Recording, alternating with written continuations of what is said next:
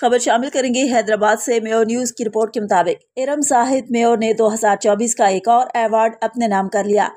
میو برادری کے لیے یہ بڑی خوشی کی بات ہے۔ یاد رہے کہ ارم زاہد میو پاکستان میواتی قومی تحریک کے مرکزی جنرل سیکرٹری جاوید احمد میو کی بھانجی ہیں۔ ان کو 2023 میں ہونے والے ایک 10 ممالک کے درمیان مقابلے میں بھی یونیسیف کی جانب سے بہترین کنٹیکٹ ٹیچر 0.2 کا خطاب ملا تھا اور وہ ایوارڈ اپنے نام کیا تھا۔ یہ کاوش انہوں نے لطیف آباد حیدرآباد کے اسکول کے نام کی تھی، جہاں وہ بچوں کو تعلیم و تدریس سے سرفراز کرتی ہیں۔ یاد رہے کہ انہوں نے اس مقابلے میں اپنے ملک پاکستان کو پہلی پوزیشن دلوائی تھی۔